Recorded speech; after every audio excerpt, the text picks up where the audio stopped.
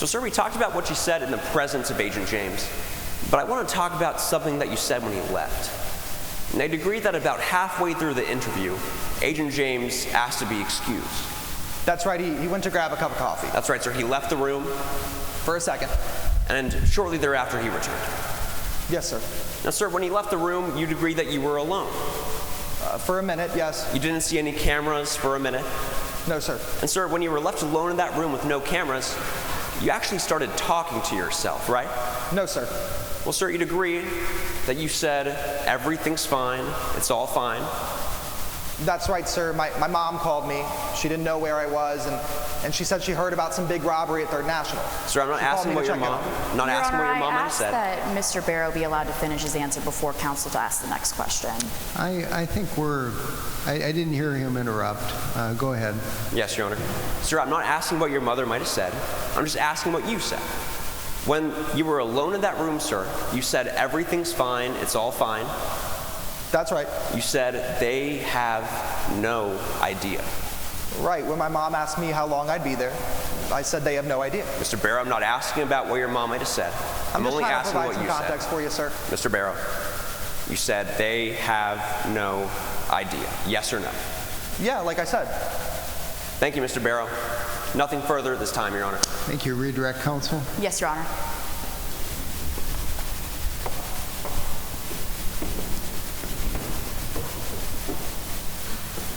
Mr. Barrow, can you finish explaining this everything's fine, it's all fine conversation you just talked about? Sure. When Agent James got up to leave the room, I felt my phone vibrating, and I looked at it, and it was a call from my mom. I picked up, and she was telling me about how she'd seen this robbery at Third National, and she was just making sure that I was okay. I told her everything was fine, it's all fine. My dad had told her that I was down getting questions, so she was asking when I'd be home. I said that they have no idea how long it was going to take. Now, you also mentioned that when the police got to the scene, you saw them turn off this silent alarm. Can you explain a little further about that? Sure. I mean, the police came in, and the red light on the security alarm was still on. They just flipped a switch, and it turned off. Mr. Barrow, did you take a red envelope during this robbery? No, I don't know what I'd do with the envelope. Thank you. Nothing further, Your Honor. Any recross? No, Your Honor. The witness may step down. Thank you. All right, we're going to take a recess of 5 minutes so that the lawyers can prepare for closing argument. Before the defense rests our case in chief, we need to renew that objection under 801 D2E to those statements that were conditionally admitted earlier in trial, if I may. Well, and forgive me for not asking if you're rested. I should have done that. That's okay, Your Honor. Yes, you may renew your objection. Yes, Your Honor. So I wrote down the statements that we heard. It looks like there were only 2 or 3. Would you like me to go statement by statement or address it all at once? However you see fit, counsel. Certainly, Your Honor. Under case law, State v. Chambliss, that's what allows Your Honor to understand whether there was a conspiracy in this case. State v. Chambliss is extremely clear that the prosecution must offer evidence of an agreement between the defendant and these alleged co-conspirators in order for that exemption under 801 D2E to apply. We have not heard a single shred of evidence proving that an agreement took place with Mr. Barrow. Therefore, that exemption can't apply, and these statements cannot be let into evidence, Your Honor. Response on State versus Chambliss, a case from 1985. Yes, Your Honor. If I could actually direct your attention to the case of Ritchie versus Bartlett. It's on page 3 toward the bottom. 2002? Yes, Your Honor. What that case states is that we could provide both direct evidence and circumstantial evidence to that point to determine whether or not there was an agreement in today's case. And what's the circumstantial evidence of an agreement? Yes, Your Honor. We've seen plenty of circumstantial evidence. The first is that we heard that the defendant met with one of the conspirators in today's case, Jane Doe, just a few weeks before the robbery. That's circumstantial evidence that the defendant had agreed to commit this crime. In addition, Your Honor, we heard that the defendant had a red cell phone. We heard from Miss Charlie Floyd that the robbers in this case used this cell phone to communicate with one another, and that the defendant was the only other person in today's case that had a similar cell phone. Now, in addition, Your Honor, for circumstantial evidence, we also heard what the plan was for the defendant. We heard that the defendant had to move the security camera and not press the silent alarm. We called an FBI agent who told you that the defendant did just that. You heard that there was a fingerprint on the camera and that the silent alarm was never activated. Okay. Counsel, Chambliss says that a conspiracy is an agreement, but Ritchie does say that the fact finder may rely on both direct and circumstantial evidence. Isn't there enough there for preponderance? No, Your Honor. If I may respond to some of the points counsel alleges were that circumstantial evidence. Yes, go ahead. First, Your Honor, he told you that we heard that Mr. Barrow had a red cell phone. That's not true. We heard that a red cell phone was sitting next to him. Next, counsel told you that they proved to you that Mr. Barrow moved that camera. They did not prove that. As Ms. Seberg pointed out, fingerprints don't have a timestamp. All they showed is that there was a fingerprint on that camera. Lastly, Your Honor, counsel told you that they proved that Mr. Barrow met with Jane Doe. First of all, that testimony was impeached. And second of all, counsel wants this jury to assume that just because Mr. Barrow might have been seen with a woman, they must have been planning a robbery. That is ridiculous. This is not circumstantial evidence. This does not meet the burden under State v. Chambliss. The standard is preponderance of the evidence as to the existence of a conspiracy. The court, counsel on both sides have argued the question very ably. I commend counsel. The court determines by preponderance of the evidence, which of course is not binding on the jury, that there was sufficient evidence of a conspiracy and the evidence is admitted and the objection is overruled. Yes, Your Honor. We do rest now. The defense rests. The prosecution is rested. We'll now take 5 minutes for counsel to prepare for closing argument. Thank you, Your Honor. Just the cell phone and the... At the end of the day, I'll be posting some mock confections if I need to. Will the court come to order?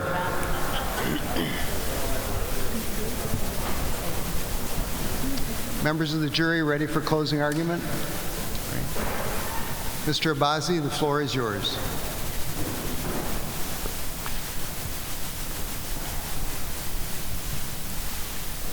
May it please the court, Your Honor, counsel, members of the jury.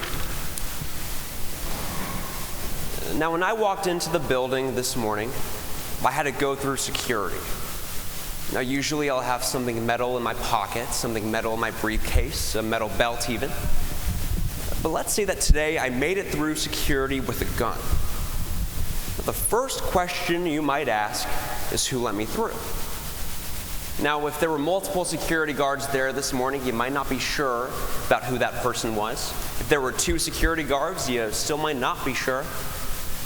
But if there was only one security guard who didn't say anything, one security guard who didn't do anything, one security guard who just let me walk through, then you might think that security guard and I were on the same side. And so you have to ask yourselves, members of the jury, were the defendant and the robbers in today's case on the same side? Was it a coincidence that the defendant was the only employee in the bank during the robbery? Was it a coincidence that the security camera was positioned away from the defendant during the robbery? Was it a coincidence that the defendant never pressed that silent alarm during the robbery? Members of the jury, none of that was a coincidence, because it was criminal. The people on both sides of that counter were on the same side of the crime. And that's why we're charging the defendant with bank robbery, armed robbery, and conspiracy. Now, both parties in today's case agree that an armed bank robbery did take place. So the only charge that you have to consider is that last one, whether the defendant conspired to commit this crime. Because if he did, then he's just as guilty of all acts that were reasonably foreseeable as a result of that conspiracy. Now, we couldn't just walk through those doors and tell you that he conspired to commit this crime. We had to bring you proof. We had to prove beyond a reasonable doubt that the defendant did conspire to commit this crime. And to do that, we showed you evidence of the plan, the performance, and the payout. So let's start with that first point, the plan. Now, today you heard that Jane Doe recruited 3 people to commit this crime. One of those people was someone named Charlie Floyd. Now, Ms. Floyd told you that this plan required an employee. an employee who wouldn't press the silent alarm, an employee who would reposition that security camera, an employee who was seen meeting with Jane Doe just a few weeks before this robbery took place. And Ms. Floyd told you who that employee was. It was the defendant. Now, Ms. Floyd also told you about a red flip phone. A red flip phone that she received from Jane Doe. A red flip phone that she used to communicate with the other robbers in today's case. And you heard that the only other person who had a red flip phone was the defendant, because the defendant was in on the plan. And you heard that the defendant followed through with that plan. We called an FBI agent who told you that someone did, in fact, reposition that security camera. The FBI agent asked the defendant about that security camera, and when he did, well, the defendant said, "I never adjusted it." But the evidence showed you that he did. The FBI agent told you that there was one full fingerprint left on that security camera, and that fingerprint belonged to the defendant. Well, the FBI agent then told you how someone could have reached that security camera. You heard it's about 12 feet off the ground. When the FBI asked the defendant, "You ever used the yellow ladder in the bank?" Well, the defendant said, "What ladder?" The defendant said no. But the evidence showed you the defendant knew about that ladder.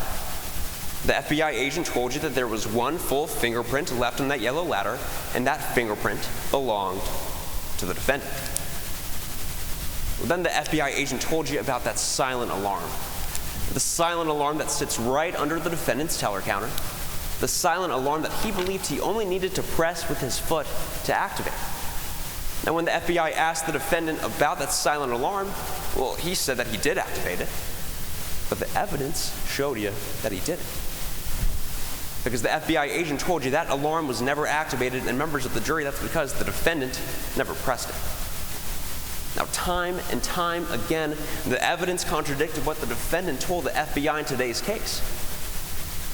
And that's because the defendant knew he committed a crime. Members of the jury, the defendant was in on the plan. And so that brings us to that second point, the performance. Now, the defendant couldn't just fill a bag with cash and walk out of the bank one day himself. That'd be too obvious.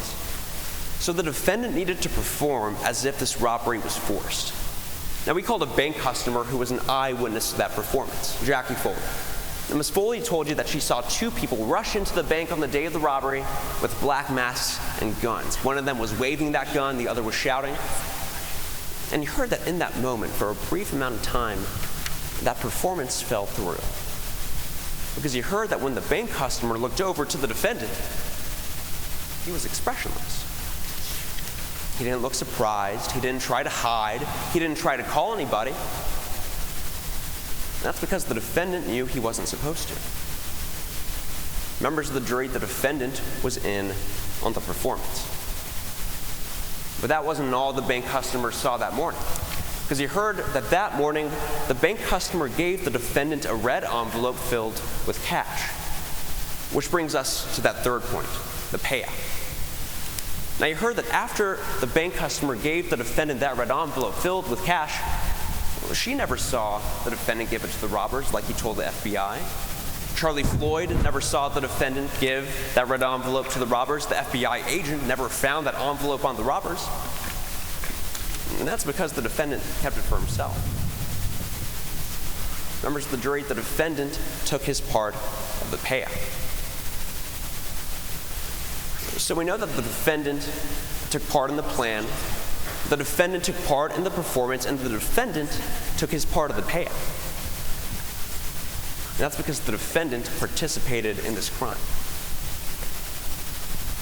The people on both sides of that counter were on the same side of the crime. Find him guilty. Thank you. Thank you, counsel. And how much does the government have for rebuttal? How much time? Your Honor, the government has 1 minute and 42 seconds. 1 minute and 42 seconds. For the defense, Your Honor? Ms. Kunkel for the defense. Yes, Your Honor.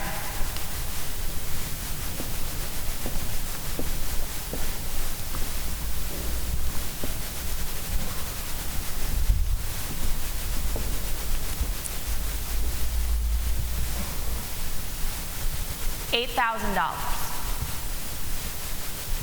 That's what we're here talking about today. Assuming that there were 4 people involved in that robbery, and assuming that they split the money evenly amongst the 4 of them, they each stood to gain about $8,000. Now look, ladies and gentlemen, I'll be the first to tell you, I could really use $8,000. I've got a lot of student loans, and that could go a long way towards starting to pay it off. Maybe some of you could use that kind of money too. We certainly heard that Mr. Cassidy Sutton could use that kind of money. But none of us are on trial here today. That's Mr. Barrow. And we heard that Mr. Barrow did not need that money.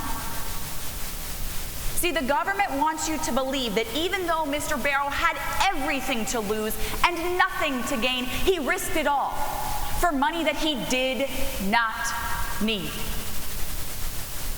That doesn't make any sense.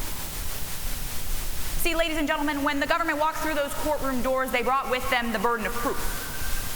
It was their job to prove to you that Mr. Barrow conspired to commit this crime. He entered into an agreement with these other robbers, and he actually took an overt action in order to help them commit this crime. They had to prove all of that to you beyond a reasonable doubt. And as Ms. Seberg told you in opening statement, members of the jury, that is the highest burden in our legal system, and frankly, the government didn't even come close. We've shown you that Mr. Barrow had everything to lose and nothing to gain, and that's why he had nothing to do with this robbery. Now, I want to be clear. When I say that the government didn't come close to their burden, I'm talking about that agreement. They had to prove to you that Mr. Barrow agreed to commit this crime. Did we even hear when this conspiracy began? No. Did we hear when Mr. Barrow allegedly became involved? No. Did we hear from a single witness who took that stand and told you they even heard a single conversation between Mr. Barrow and any one of those robbers? No. We certainly didn't hear that one of those people that took the stand heard Mr. Barrow agree to commit this crime. Ladies and gentlemen, we didn't hear it because it didn't happen. And it didn't happen because Mr. Barrow had everything to lose and nothing to gain, and that's why he had nothing to do with this robbery. What evidence has the government offered you that Mr. Barrow actually agreed to commit this crime? Nothing. They've offered you nothing. You know, ladies and gentlemen, I can't help but notice that the government has asked you to make an awful lot of assumptions today. They wanted you to assume that Mr. Barrow had that red phone when it was simply sitting on the counter in front of him when another employee was at the bank, Cassidy Sutton. They want you to assume that Mr. Barrow, because his fingerprint was on the camera, well, he must have pointed at the ceiling. But Agent James admitted to you, you don't know when fingerprints are left. You don't know why fingerprints are left. You don't know how or what the person was doing when those fingerprints are left. And Mr. Barrow told you he helped when that new security team came in, and he might have touched the camera then. He just honestly doesn't remember. They want you to assume that Mr. Barrow took that red envelope that we've heard a lot about today, he pocketed it for himself, and he kept that money. But you heard that Agent James searched his home. Agent James searched his car. Agent James never found that red envelope that the prosecution so badly wants you to believe Mr. Barrow took. But you know what? Maybe they want you to assume that he disposed of the envelope and he just took the money out. So they must have brought us today Mr. Barrow's financial records, showing that he had a huge cash deposit in his bank account. No.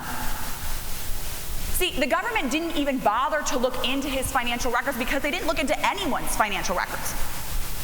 Dr. Karpus told you that an important factor to consider in a crime is motive. But they didn't bother to see if Mr. Barrow would have actually needed that money in the first place. They didn't bother to see if Mr. Barrow actually deposited that money they claim he's kept for himself. Ladies and gentlemen, it is not Mr. Barrow's fault that the FBI did not thoroughly investigate this crime. And just because they couldn't find the real culprit doesn't mean they get to point a finger at him. Members of the jury, I want to be clear. We did not have to prove a thing to you today. But despite the fact that we had no burden of proof, it might have felt like there were 6 prosecutors in this courtroom today. 3 against Mr. Barrow, and 3 against Mr. Cassidy Sutton. You don't have to believe me that Cassidy Sutton was the true insider on this crime. But if you think that it's reasonable that Mr. Sutton might have been the true insider and not Mr. Barrow, you can't find Mr. Barrow guilty. And you know, members of the jury, if the government had actually done a thorough investigation into this case, it might have been Mr. Sutton sitting in this chair instead of Mr. Barrow, because they would have seen the evidence that we have shown you today. Who did we hear was meeting with Jane Doe just 1 week before the robbery? That was Cassidy Sutton. That's exactly what Miss Patty told you when she took that stand. She told you that she saw them whispering out in the parking lot and saw Miss Dorothy hand something over to Miss Sutton, or Mr. Sutton. Who did we hear lied to the FBI throughout this investigation? Cassidy Sutton. See, we were very clear when we questioned Agent James. We said, how many keys did Cassidy Sutton tell you there were to the bank? He told us that he claimed there were only 2. But you heard when Dr. Karpus got up here that there were actually 4 keys to the bank. I wonder why Mr. Sutton didn't want to mention that the security company had a key to that bank. See, members of the jury, they've asked you to assume over and over that Mr. Barrow moved that camera, but we heard that the hallway that actually leads to that camera is not filmed. Mr. Barrow got out of sight of that camera 15 minutes before the camera was moved. The actual person who moved this camera was not on film. And you heard that any one of those people that had a key could have gotten in and moved the camera. At the end of the day, ladies and gentlemen, the government's investigation was limited from the very beginning. They didn't want to look at all possible suspects. If you need to know whether it was actually Mr. Sutton who was the inside source in this crime, look no further than his own words. I'm so poor, I might have to rob my own bank.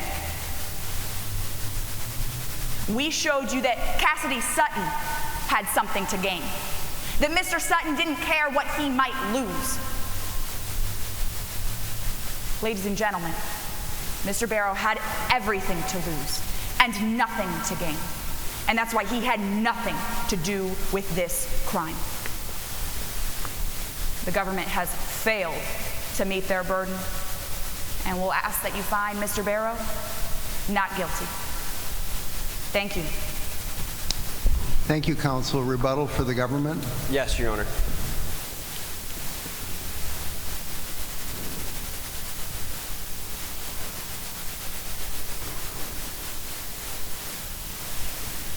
If I may.